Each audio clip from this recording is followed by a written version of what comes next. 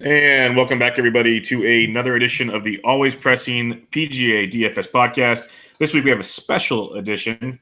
And in order to break it down, I have my co-host as always. You can find him on Twitter at DFS Golf Gods. Jesse, how we doing, man? Doing well, man. Super excited to be here. Reason being is I get to bring on a very good friend of mine. We met when we were probably, I don't know, 6 or 7 years old, maybe even younger than that. We played high school golf together. He's a lot better than I am. So he actually went on to play college golf. I didn't get offered any scholarships to play college golf because I'm not nearly at this guy's level, but my buddy Lee Chaney will be on the podcast with us tonight. He is also on the bag currently for Josh Teeter, who is a PGA Tour member, fresh off the web.com. Just graduated, got his PGA Tour card, so he'll be playing a full season on the PGA Tour. So, Lee, how you doing tonight, man? I'm doing great, guys. Thanks for having me. Awesome. Thanks for being here, dude. Thanks for being here, dude. We appreciate it a lot. I don't know if you want to talk a little bit about yourself and kind of what the things that you've been through. I know, obviously, we played high school golf together. I'm gonna go ahead and just say that again. It's from Carrington Greens. There. Yeah, Carrington Greens, Sheltelwe Trail Country Club. Walking the hills out at different golf courses. But just tell us a little bit about yourself, and then we'll go from there. All right. Well, grew up playing golf. My mom and dad both played. My mom came to school here, and there was a club team, so she was actually on the club team at the time. My dad was a college golf coach for 38 years. So I as soon as I was able to walk, I was playing. And Jesse and I actually first started playing or at least I did, at the Morehead State University golf course. And that's where I got my head pummeled by Jesse. So I tried to practice and get better and hopefully catch him. So that worked out. And let's just say you soared past me. I was beating you. Hard. I was beating you when I was 6 and you were 3, and then after that it was over with. Jesse took a little pause for a while with practicing and stuff, and I worked a little bit harder there for a few years, but no. Tell you what, we had some great memories, and it's been pretty awesome growing up and being around Jesse and being around some of the people I've had the luck of being around and learning from. I played college golf at Morehead State, where my dad was the golf coach, and went on, played 8 more years professionally, and I didn't make it through Q school. And one winter, Josh actually called me, and I was playing really well on some mini tours in Orlando. I'd won like 4 tournaments, and I was playing great. And he just asked me if I'd caddy for him. He just lost his tour card and was going to have an unconditional season on the web. So I didn't have any money to keep playing, and I thought, this would be a cool opportunity. I mean, I'd be traveling to Brazil, Colombia, some pretty cool places out of the country, which I'd never been, and it was a way for me to kind of stay in golf, but yet also have kind of a breather from playing, because I still wanted to play. So I did that, and it's led me to where I am now. I've been very fortunate kind of to stay in it, even though I'm not playing. Yeah. Well, to say I'm proud of you is an understatement, Lee. I mean, I'm very proud of you, and to call you my friend. But tell us a little bit about what you think, like the biggest difference between college golf and pro golf is. Well, college golf, you obviously have a coach that's managing your time for you, around practice and classes. And then when you turn pro, if you're good enough and you have the money and the backing to do it, it's all about yourself and how you manage it for yourself. And I think people that have more money may have teams that kind of help manage it for them. But for the most part, people turning pro are really learning how to manage, because they're not going to class and and they're really learning how to work and practice on their own and not have somebody standing over them all the time. And I think that's the main thing starting out as a professional. All right. We've heard some people talk about it before, and you've lived it firsthand. So I'm just curious your thoughts on it. How big is there of a gap between, like, you know, each level on tour? You know, you said you're over there in Florida for a while. You know, there's the Canadian tour, the Mexico tour, then you got the web tour, and then you go to the PGA tour. What kind of a stepping blocks? Like, what's the talent gaps in between the stages? Well, what I'll say with the web and PGA, if you, let's just say you took out the top 50 in the world, okay? We move them in their own category. If you take, let's say, the next 100 guys on the PGA Tour, and you took the top 50 guys on the web, they're all in the same category. The talent level is. The top 50 in the world, top 50 on the PGA Tour are on a different consistency level, the confidence level, some physical level, but for the most part, they're all pretty darn close. Yeah, I've heard someone say it. I've heard someone say it's literally just like, you know, a couple shots here or there, and it just it just elevates you different levels, and just if you have it that round, you have it. If you don't, you don't. It's pretty crazy to think that's what separates. You know, we had a web.com guy, a writer on a while ago, and he was telling us, like, he goes to the qualifying schools and everything, and just the pressure he sees going on there, and just the difference in the players. It's crazy that it's that minute of a difference. I will say this: I listened to Bob Rotella talk to some players about this. If you had, like, say, everybody on the PGA Tour, or even everybody on the web.com tour, let's say the PGA Tour, you gave them all at the beginning of the year $2 million, and it would be in, let's just say, the tournaments, they only paid the top 3 individuals every tournament. So his argument is, and I kind of see it now thinking about it, if you give all these players that had their tour cards $2 million and they're playing for basically the top 3 spots, you'd actually have better golf for more players, because they know that they have to shoot crazy scores, and they know they have to play well, and they don't have the burden of the financial stuff around them, paying for a caddy, paying for their families to travel, all that kind of stuff. So it's interesting. I think your better players don't really worry about the money as some others would. Yeah, I could see. Yeah, it's obviously, if you're out there grinding for a living, obviously missing a cut is going to be a much bigger deal to someone like Teeter than it is somebody Dustin Johnson, who's doesn't have to worry about money ever again for the rest of his life. Right. But somebody like Teeter's out there grinding, trying to make a living, has a family, wants to provide for them. So kind of piggybacking off of that, what are some of, like, the biggest differences from, you can talk about from a caddy perspective or a player perspective, of playing on the web.com versus playing on the PGA Tour? The courses on the web.com, I would say most of them are not anything like a PGA Tour setup golf course. PGA Tour courses are very longer. You're going to use almost all your clubs in your bag.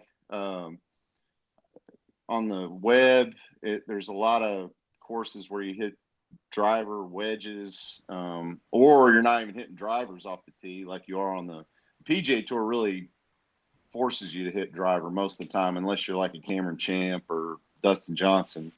But on the web, it's a little bit more target oriented. And then the courses we play at certain times of the year, you have a lot of wedges into softer greens, and it became birdie fest. And if you didn't shoot at least 20 under, you weren't going to finish in the top 10.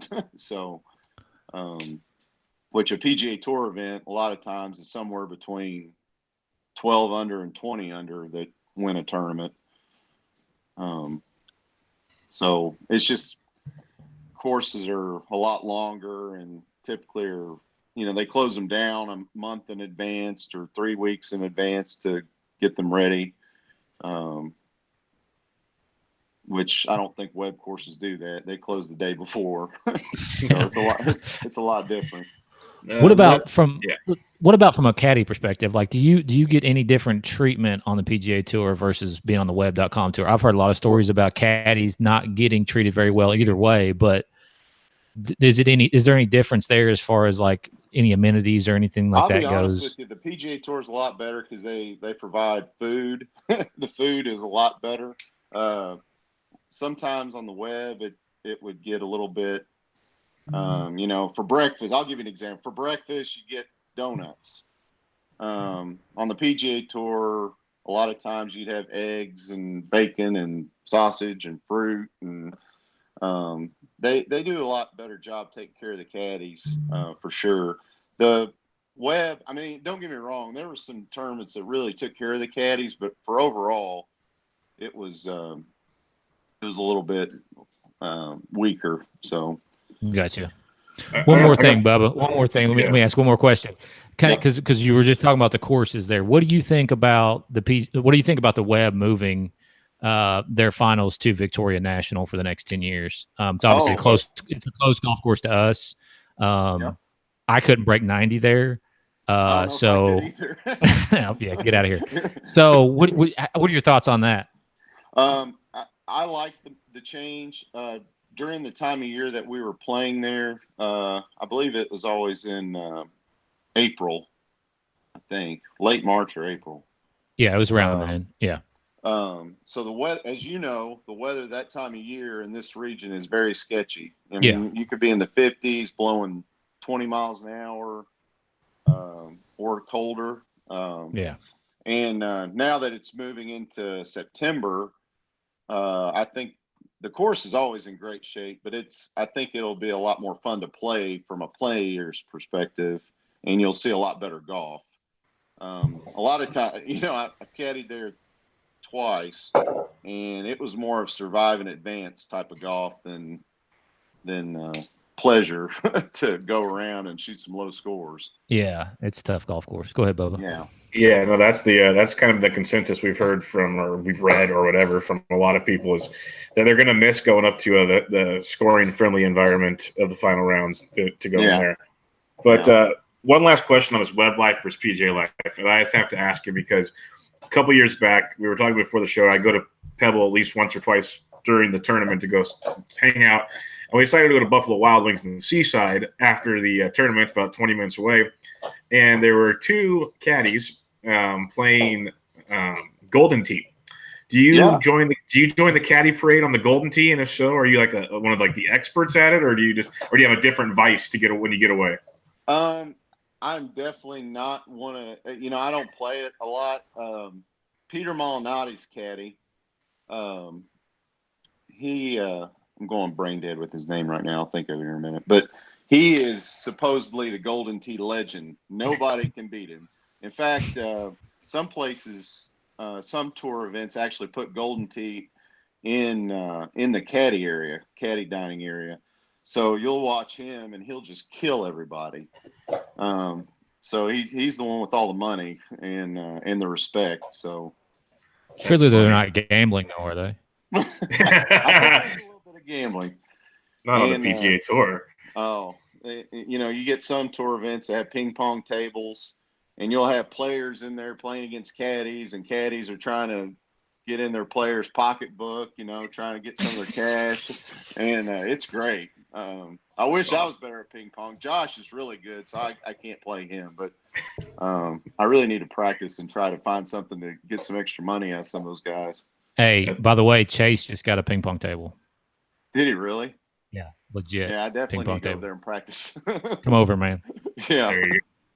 Yeah, no, I had to ask because these guys literally said they searched online for the nearest one from the golf course. So it was I knew it was like a kind of a insider, like they love playing this thing. So I was just curious. So like the weekend of an event, like we love golf, so we kind of watch all the aspects of golf, not just the Thursday through Sunday. You guys as caddies are kind of like the unsung heroes to some of these guys, like because you guys go and put in a bunch of extra work that most of the regular fans have no clue what you do. So when you're leading up to like a tournament, what are you doing to help your golfer be best prepared for the week? All right. So I always try to travel on Sunday if I can and get to either if we have an off week, get to the tour site on Sunday night or try to get there by at least Monday morning. And I'll go out, walk the course. A lot of times there are sprinkler heads that are not marked with yardages. So I go and check and see which ones those are and try to match up the yardages with that sprinkler head. And there may be a mark or a number or something you need to write down. I'll go check, elevation with how much is up and down in the yardage book. I'm basically checking if the yardage book is right or not. And then I'll write my own personal notes with depending on what the wind direction is on this hole. If it's into the wind, you have a 280 carry bunker, maybe we should hit a hybrid off the tee and lay it back. Or if it's downwind, we're hitting driver and sending it over it, having a little wedge in, just stuff like that. And Josh usually likes to get out Monday evening or and practice some, maybe play 9 holes. And then Tuesday we'll go out and play 9 or 18. A lot of times it depends on the schedule of the tournament that week, because sometimes they'll have pro-ams going on Monday and Wednesday. And so you're always kind of working around that. But he likes to play 9 holes on Monday, 9 holes on Tuesday, maybe try to get out early Wednesday for the pro-am, play 9 more holes, just depending on how he's feeling. And then from there, we'll usually at least once kind of go over the course and talk about how we're going to play it. And a lot of times these tournaments on the PGA Tour, Josh has played all these courses before. So I'm the one really learning more now than he is. So I'm listening to him, and I'll give him my 2 cents here and there, but usually we're pretty much on the same page with how we want to play. I got 2 questions for you from that. Yep. First off, what do you do with all these yardage? Like, do you get a new yardage book every time? Well, I know, like, it's your first go around, like you just said, but in other tours you've caddied on, do you get a new one every time, or do you just kind of bring the old one out and recheck things? Because these can be like a cool little stash. Yeah. Typically the tournament always gives you a new one, and the PGA Tour has this guy that goes out and designs these yardage books, and he does it every year. And sometimes it may change a little bit depending on if they've redone the course and bunkers or whatever. So just I always get the new one, and then just because I usually write a lot of notes, I need to get a new yardage book anyway, because it looks bad by the time the week's over with. But if I've I'll take the old one and use it as reference for what we've hit in the past and stuff on certain holes. The other thing I had was, you said he plays 9 on Monday, 9 on Tuesday. So is he not as worried about, seeing the course a few times, or is he just more staying fresh when he's out there? Staying fresh. If he hasn't seen the course before, we may play 18 holes on Tuesday, play 9 on Monday, 18 on Tuesday, and maybe 9 more on Wednesday morning. But if he's seen the course before and feels pretty comfortable, he may just do 9 holes. And he's got a family, so he's trying to split time, hanging out with his kids and wife. So he's trying to be a dad too. Last question to kind of go with all this, the week of a tournament deal. Now, when you're in the ropes, Thursday's happening, Thursday, Friday, hopefully making it to the weekend. Now, what's your role besides, you're not just carrying a bag, you're not just telling them numbers. There's obviously other things. Some guys need you to be kind of a head coach. Some guys need you to do other things. What's your main role, or what do you see a lot of caddies' main role that's kind of not one that's just easy, like handing them a club? It's different. I mean, it depends on what player you're with. Like, for example, I was with KJ Choi for 7 events last year, and he was the type, his English is broken and he's kind of hard to understand. And so, like, you're really learning on what he wants by how he's saying things. And he actually kind of wanted me to say, all right, little draw 5-iron, little cut 4-iron, stuff like that. And I was just like, okay, well, we got to make sure we cover some water here. So I may go more with the 4-iron than we can't be short on this hole or whatever. But and then some play like Josh and I have been around each other and played so much golf together that we know each other's games so well. We're very similar that, when he says something, I pretty much agree with him. And unless I just see something that doesn't seem right or sound right, we'll talk about it a little bit more. But sometimes you can talk too much and it puts too much thought in the player's head, and then that gets them more flustered than anything. So you really want to try to be as clear as you can and just let them play, let them do what they're built to do. Yeah, we talk about that all the time, how obviously mental the game is and how it just completely mind fucks you all the time. And you know that as a player. Oh, yeah. So I think that's obviously a good thing to sometimes just back up and stay the way. I heard KJ one point told you if I miss it long, it's my fault. If I miss it left or right, it's your fault. No. Tell you that? Yeah, he said, he goes, right or left, my mistake. Short or long, your mistake. See, I figured it was the other way around because obviously he's the one who controls how hard he hits it, and you're talking about the line. But he's telling him distance for clubs. Yeah, that's right. Yeah. Oh, I got you. I was just thinking putts. That makes more sense if we're in the fairway. Yeah. All right, I got you. Real quick, you just mentioned putts, Jesse. With this new rules coming up where you can kind of stand differently on putts, how do you think that's going to change the caddy's role in the putting game with their player? Well, I really don't feel like it's going to change anything on the web or PGA Tour. The LPGA, it will change because it's going to make them play faster and they can't have their caddy lining them up and stuff like that. Now, I've only heard from other caddies that have caddied out there what it's like. I've personally never been there, but I think that'll help more the LPGA than the PGA and web. Gotcha. You just were mentioning how obviously Josh Teeter has been to a lot of these golf courses that you guys are going to play this year. Mm-hmm. In your eyes, does he play better at certain golf courses than others, or do you think that doesn't matter and it's just how he's been playing most recently? Say the words. Does course history exist in your mind? Yes, course history definitely exists. Go ahead. No, you go ahead. What I've noticed with Josh is, and it's like almost all golfers to a degree, is they kind of have like peaks and valleys and stuff like that during the course of a season.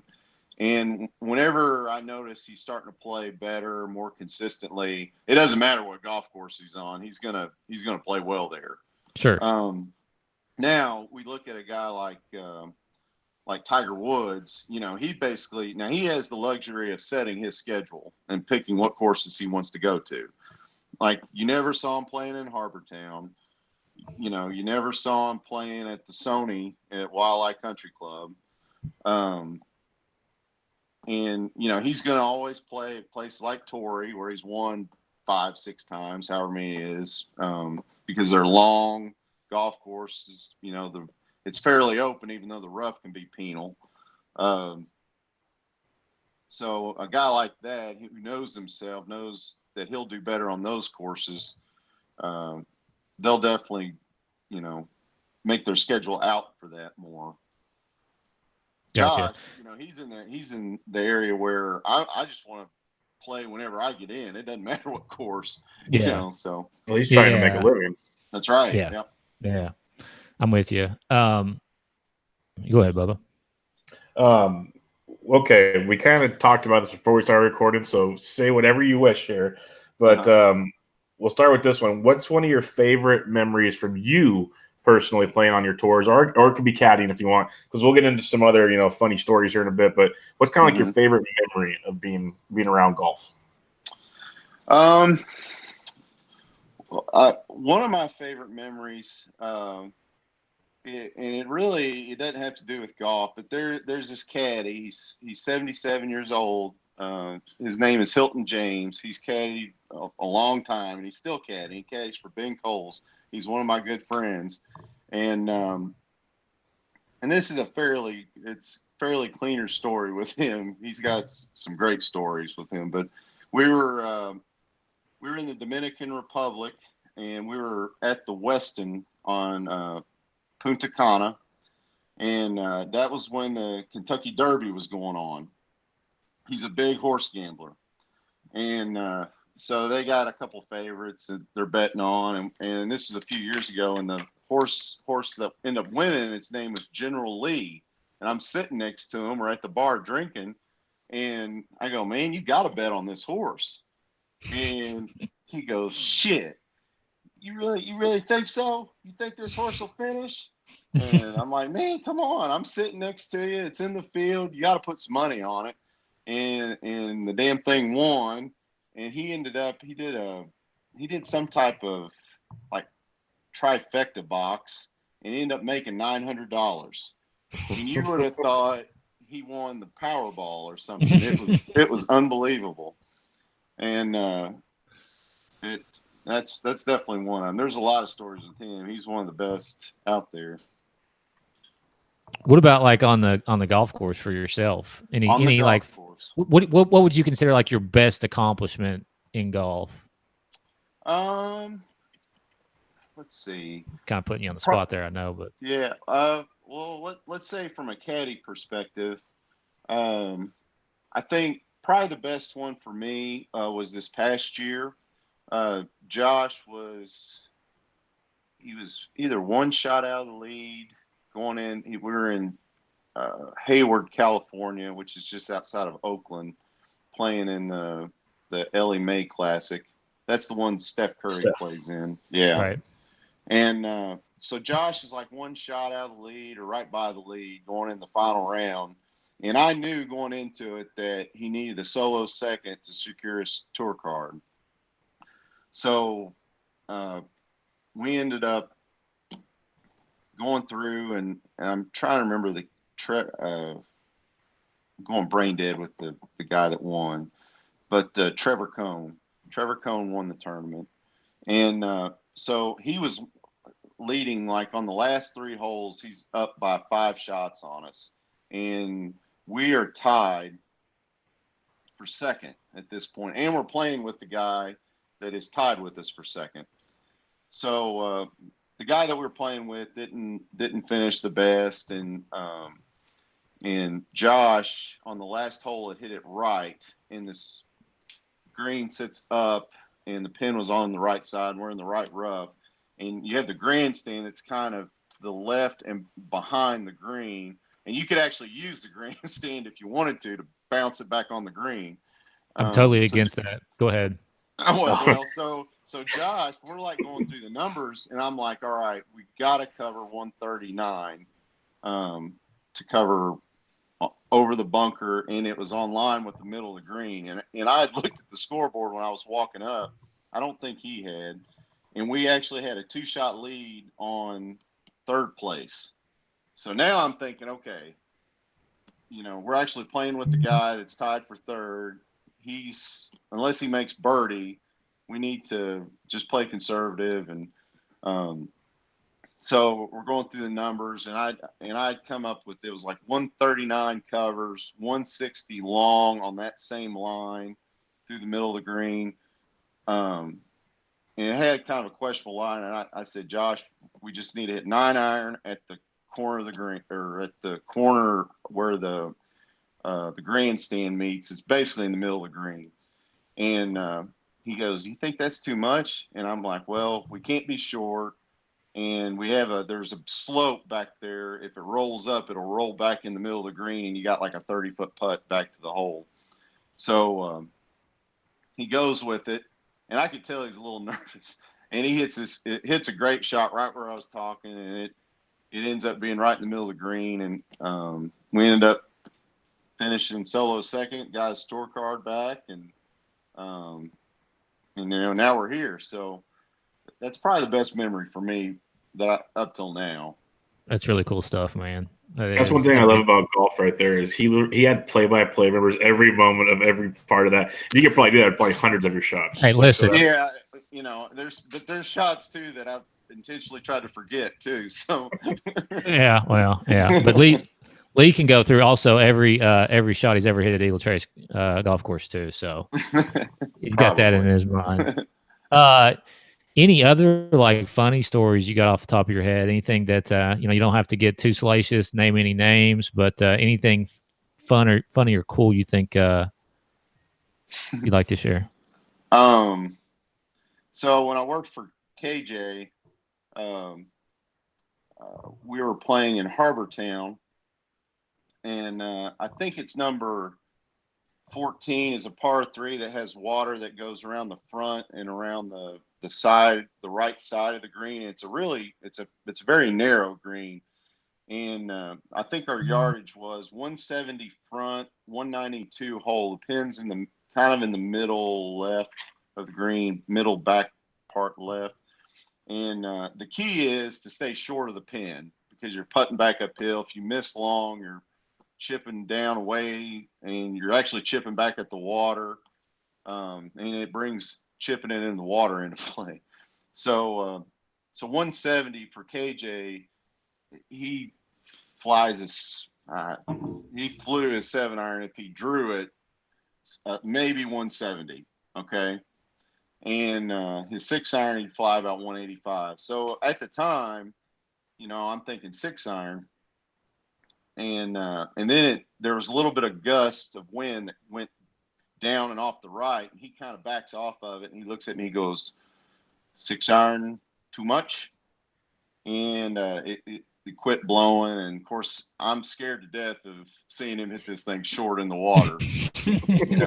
So I'm like, no, I tried to say it confidently, no, 6-iron's the club, just go ahead and hit it. Well, he hits this beautiful drawing shot right at the pin, and the damn thing lands right next to the hole, and it goes over the green and in this chipping area around a bunker. And he's got downhill lie, going to a downhill slope, and he's mad. And so I'm walking out in front of him, and he kind of walks up right behind me. And this guy, he's a super nice guy. He was nothing but great to me, but he was mad at me. And he goes, never miss green, or never miss long on back pin, never. and at this time, I'm thinking, this is a Thursday. I'm probably going to get fired after our round on Friday. But no, it ended up working out. We made the cut and played okay, and but I tell you what, he was always really great to me. But I was scared to death I was going to get fired after that. Yeah, after that tournament. I bet. Yeah, that's funny. We've heard different, pros that talk about it, their thoughts on the pro-ams. And you mentioned some are Monday, Wednesday, some are just Wednesday, whatever. What are your thoughts on these? Because it seems like some guys are starting to get out of them, like they have a cough or something. But a lot of guys do play them. What are your thoughts on these pro-ams? I know they're money makers for the tournament, but not for you guys. Yeah. Sometimes it's hard. Sometimes it's really good. If you get with a fun group, it's awesome. But I tell you, the ones that are bad is when you play with some golfers that aren't very good but think they're good, and they're actually like trying to compete with the pro. And idiots. And it's like, dude, come on, just hit, let's go. And par is the worst score you can make in these pro-ams, okay? Because usually they're doing a Texas Scramble or best ball or whatever, and it's like, if you're out of the hole, don't try to keep competing for a double. Let's just go. Let's move on to the next hole. And but when you got a group that's not good and they know they're not good and they're there to have fun together, that's fine. That's great to be with them because it can be hilarious. Yeah. Because they're picking their ball up in the middle of the fairway after they chunk their third shot. They're like, hell, I'm not going to make this one. So they pick it up and they got their drink and they just keep walking. Perfect. So there's good and bad. Most of the tournaments out on tour, they have really great food out during the pro-ams. So that's a plus for it if you're in them. Jesse, before you ask the last question, let me I have a real quick one. The news lately is Zach Johnson splitting up with his caddy, Damon Green, going to Ollie Schneiderjans. Now, you don't have to comment specifically on that situation, but it happens at least a couple times a year. It seems like something like that's happening. What kind of impact do you think that has on, like, say, a guy like maybe a ZJ who's very, successful in his time, and then a younger guy like Ollie who's grinding and trying to kind of figure his pace in the sport? Like, what kind of effect do you think that has, the change of the caddy for both sides? Well, Zach obviously has had a lot of success, and they had 15 years together. So Damon did really well with them, and I bet they're still friends, even though I know that Zach hasn't played the way he wanted to the last 3 years since he's won the British Open. So it may be good for both of them because Ollie's a really good up-and-coming player, young guy, has a lot of talent. Damon is one of the best caddies out there and he's a really good player himself, so he brings a lot for him. And I could see Ollie going out and having a lot of success this year just because of having maybe just that little bit of confidence. I know, like when Justin Thomas got when he got his caddy, I mean, it was like a switch went off and he just started winning, and I mean, you knew it was there and it was going to happen. It's sometimes those things happen. And Zach probably doesn't need a older, more experienced caddy anymore. I mean, he's seen it all. So he's just trying to change things up and trying to try to play better. And I understand that, it may come to the point where Josh is like, Lee, I've known you since you're 11 years old, but it just ain't working right now. Let's try something new.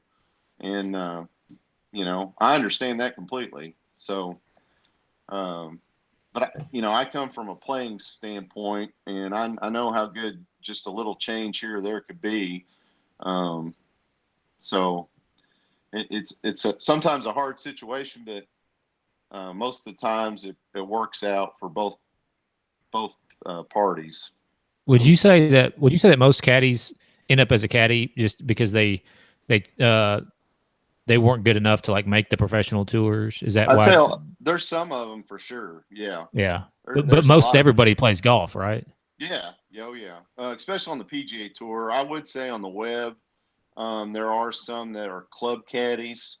They know the game and they know how to play, but they weren't really players per se. So when you get in certain situations, maybe their advice may not be the best, but on the PGA Tour, most of them were former players, and so. I think that's obviously something that can only be beneficial. You've played at a high level of golf. You are trying to help somebody who's playing at the highest level of golf. I mean, I think it's got to be. You have something to say there, Bub? I was going to ask you mentioned that how a lot of these guys played before you played yourself. How often do you guys get to pick up the clubs and go swing it when you're not having to caddy for your golfer? Some caddies do a lot. They travel with their clubs. I haven't gotten to that point yet. I feel like I still spend a lot of time with Josh. I'm also his swing instructor. So like sometimes when we're at tournaments, like, I have a little bit more responsibility with him if he needs help or not. But like guys like Fluff, Fluff will play every week if he can, especially with the longer hours. There's a lot of players, caddies. Kip Henley, I'm sure you all follow him on Twitter. Yeah, we all see him. Kip's a legend. Kip plays quite a bit. There's a lot of guys that will meet up and try to go play if they have time. Couple more questions for you. I'm going to make this kind of a two-parter. We'll just start with part A. Where are you looking forward to going most this year on the PGA Tour full-time this year? Where do you want to be the most? Like, where are you most excited to go?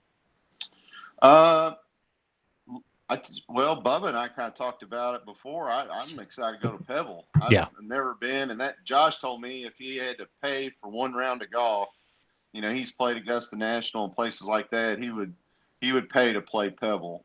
Really? Over Augusta? Yeah. Really? Yeah. Come west, Jesse. Yeah.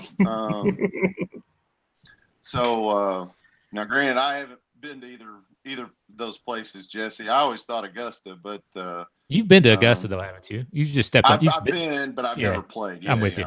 Yeah. I hope you guys are there this year. Oh, me too. But yeah, I'm excited about Pebble. I'm excited about Torrey. I got to experience Muirfield Village with KJ last year. That was pretty awesome. There's a lot of really nice golf courses. I'm just excited to get in whatever tournament we can and play well. Are you guys going to be in Hawaii for the Sony Open? As of right now, we're in. Okay. And I think we're going to get in. So gotcha. So that's where you'll start the season out then? Yeah. Gotcha. I know you said you obviously hang out with Josh quite often. Have you guys as a team or any goal, or has he as an individual set any goals for yourselves, for him, that you're willing to share? If you don't want to share them, you're totally fine. But what are you guys looking to do this year on tour? I mean, honestly, it's as simple as this. We want to win. The last 3 years he's played really, really well, and he got over the hump this year, getting back on the PGA Tour. He's a great ball striker. His short game has gotten better. He's still kind of streaky of a putter, but when he gets hot, he can make a lot of birdies. I think the beginning of the season hasn't been what we wanted it to be, but he did a lot of really good things, and his ball striking is always there. It's just getting him comfortable being back on the PGA Tour, and really for me as a caddy, when I see him getting hot, just getting out of his way, because I mean, that's the best way to put it, because I feel like I'm caddying my best when I'm saying the least, and just letting him do his thing, because he can shoot some low rounds when he gets it going. Nice. Well, Lee, this was a lot of fun.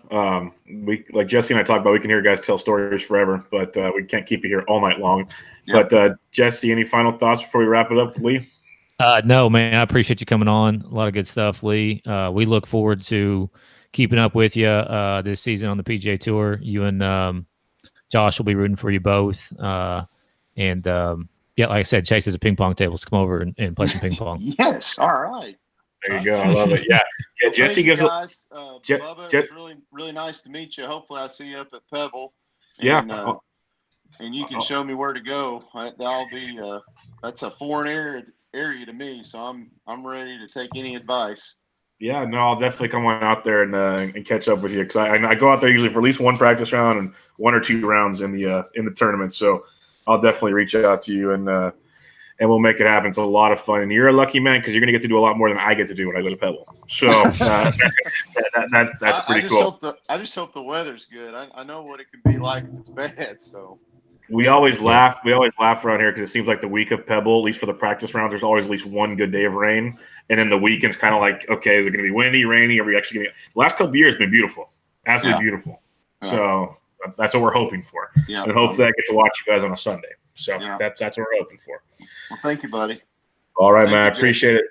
Everybody, go check out the show on Twitter at AlwaysPressDFS. Go give us a rating and review on iTunes. We'd much appreciate it. And go give Josh and Lee some go follow them this year. Go enjoy it. Kick off the year at Sony. And until then, we're going to take the rest of the holiday season off. We'll catch up with you guys for the Tournament of Champions at the beginning of January. But thanks for listening, and we'll catch you guys later.